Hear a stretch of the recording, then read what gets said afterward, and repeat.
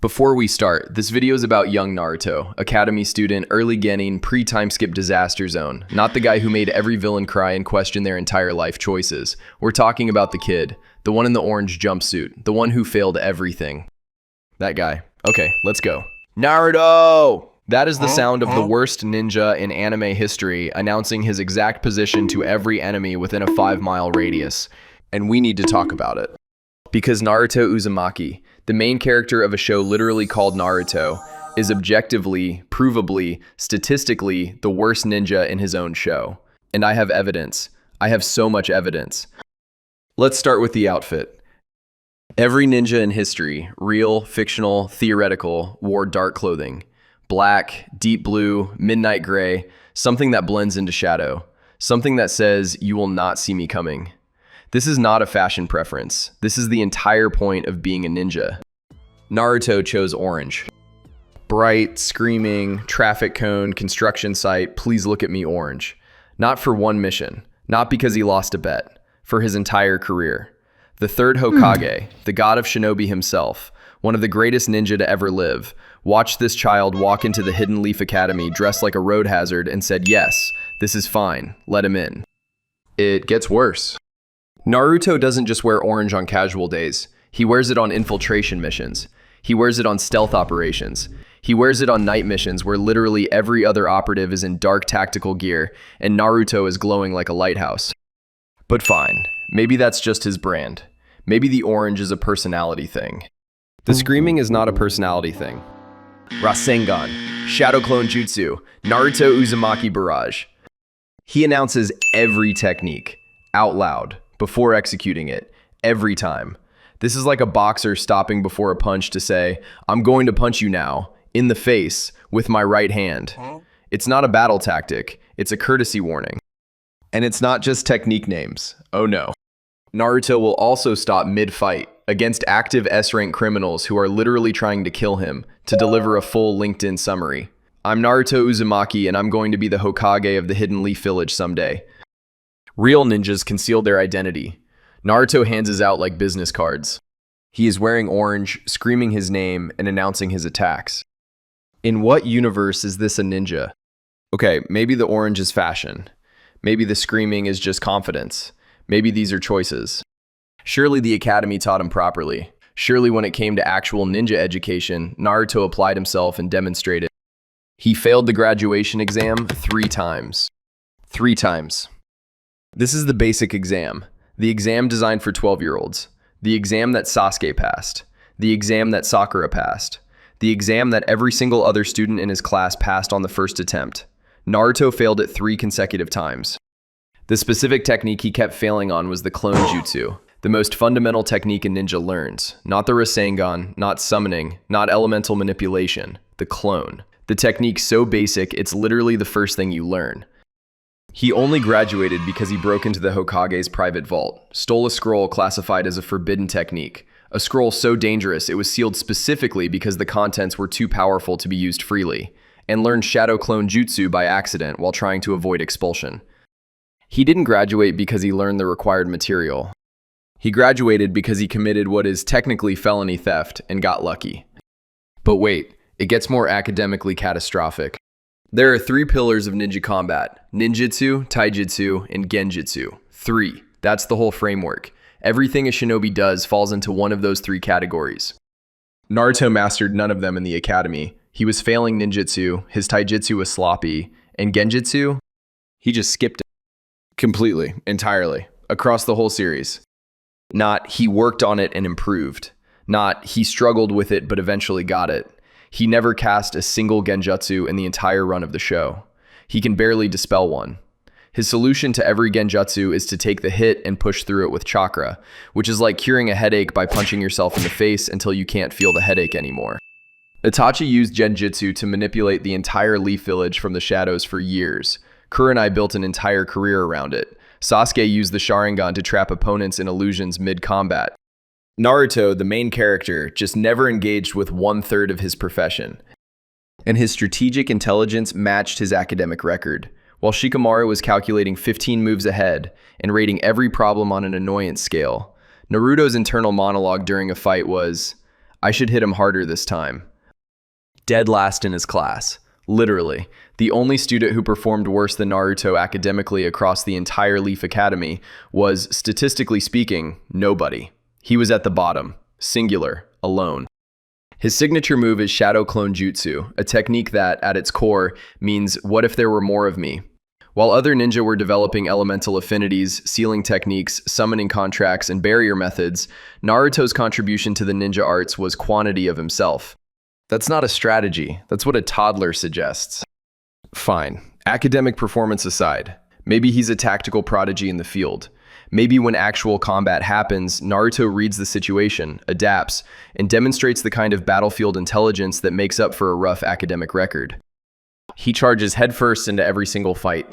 Every one. No reconnaissance, no assessment, no formation check, no plan. Full sprint, both arms back, directly at whatever is trying to kill him, while screaming. The first time Team 7 encountered Zabuza, a Jonin-level assassin with a sword the size of a small building, a man who had killed more people than most ninja ever meet, Naruto's opening move was to run directly at him. Kakashi had to physically stop him. Kakashi, a man so calm he reads adult fiction at the scene of violent crimes. That man had to physically intervene to stop Naruto from getting immediately killed in the first 5 seconds of the encounter. And it wasn't a one-time thing. Every fight follows the same structure. Naruto charges, Naruto gets hit, Naruto gets back up, Naruto charges again. Someone else has to adapt around Naruto's improvisation, which is a generous word for he ignored the plan entirely, and now everyone has to react to what he did. He also has zero information security. None. In a world built on espionage, deception, and intelligence operations, where information is often more dangerous than any jutsu, Naruto voluntarily tells enemies his weaknesses, his emotional triggers, his goals, his friendships. He hands out a complete psychological profile to every opponent he meets. A real ninja uses information as a weapon. Naruto distributes his like promotional flyers. Comment below, who do you think is actually the best ninja in Naruto? Because after this section, it is clearly not the main character. Compare him to literally anyone else in the show. Kakashi reads the situation in 2 seconds, neutralizes a threat with minimal energy, and was probably already 3 steps ahead before the fight started. He also reads explicit novels on sight, which somehow doesn't affect his performance, and that's its own problem. Shikamaru defeats opponents using only his brain. No god-level powers, no secret bloodline, just a guy who is smarter than you and has already won before you realize the fight started. Itachi spent years operating as a double agent inside the most dangerous criminal organization in the world, never breaking cover, never revealing his true allegiance, manipulating events so precisely that his plan was still unfolding a decade after his death. Hinata used the Byakugan for reconnaissance and precise structural attacks in the opponent's chakra system. Rock Lee, a ninja who literally cannot use ninjutsu or genjutsu, has more tactical discipline than Naruto. Rock Lee, working with 1/3 of the available toolkit, is more strategically composed than the main character. Naruto's field strategy for every engagement: run at the enemy while screaming. So how does he keep winning? Because Naruto has the biggest cheat code in anime history sitting inside him, and it is named Kurama. The nine-tailed fox, the most powerful tailed beast in existence, is sealed inside Naruto's body. And every single time Naruto was genuinely, irrecoverably about to lose, which happened constantly, Kurama stepped in and gave him a power boost that no amount of training could replicate. Enhanced strength, infinite chakra reserves, regeneration from wounds that would kill most ninja, full-tailed beast transformation. Kurama has bailed Naruto out more times than any technique Naruto actually learned. Strip away Kurama and what do you have? A below-average genin with good stamina and strong feelings. And here's where it gets uncomfortable. The series frames Naruto as the ultimate underdog, the orphan with nothing and no one who made it through sheer determination and hard work. It's one of the most powerful narratives in anime, and it's also not entirely true. Naruto is the son of Minato Namikaze, the 4th Hokage, the fastest ninja of his generation, the man who invented the Rasengan, the man so feared by enemy nations that they put a kill order on any woman in the Leaf Village who might be pregnant with his child. Naruto is the reincarnation of Ashura Otsutsuki, literally born with a destiny written into his biology by a god. Naruto is the child of prophecy. Jiraiya's entire life mission was finding and training this specific child.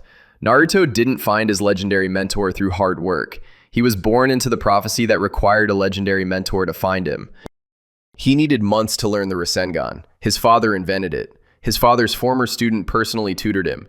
It still took him longer than Sasuke took to learn the Chidori, and nobody gave Sasuke water balloon drills.